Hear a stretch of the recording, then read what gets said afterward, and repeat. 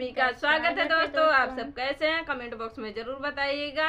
आप सब जा रहिए, खुश रहिए, मस्त रहिए, हंसते रहिए, खिलखिलाते रहिए।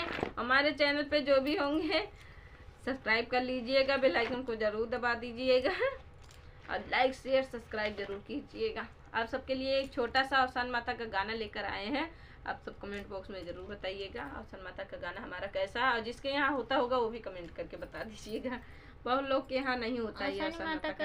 हर जगह होता है, बहुत जगह नहीं होता है, बहुत दूर दूर तक होता है पूजा का।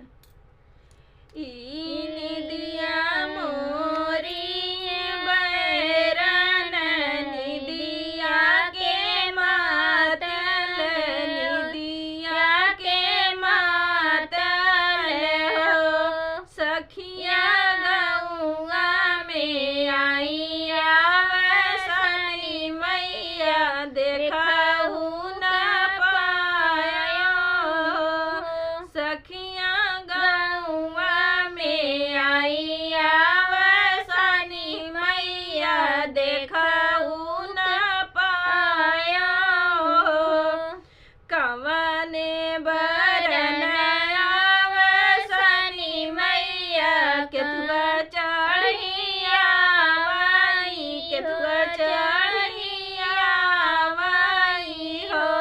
सखिया काउदी आवसनी मैया तो देखहु न पायो, तो देखहु न पायो हो। गोरे बरन आवसनी मैया रथ चढ़िया माई, तो रथ चढ़िया माई हो। सखिया मांगी भर दिया आवसनी मैया देखहु न पायो, तो देखहु न पायो। हर में दीही भैया भतीजवा तो भर परिवारवा, तो भर परिवारवा हो। मैया ससुरे में दीही सुख संपत्ति देखहु न पायो, तो देखहु न पायो हो। बाह भर दीही मैया चूड़िया तो हथवा में मेहंदी, तो हथवा में मेहंदी हो। सखिया दी मैया अमर सुहागवा, तो देखहु न पायो, तो देखहु न पायो।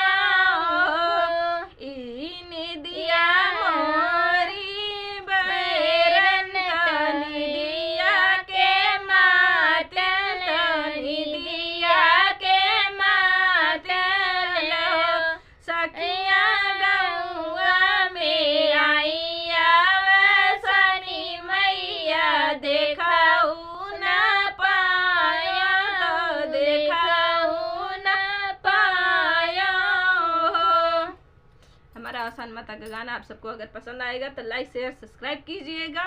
कमेंट बॉक्स में जरूर बताइएगा हमारा अवसान माता का गाना आप सबको कैसा लगा, और कमेंट बॉक्स में जय अवसान माता जरूर लिख दीजिएगा। मिलते हैं नेक्स्ट वीडियो में, तब तक के लिए धन्यवाद।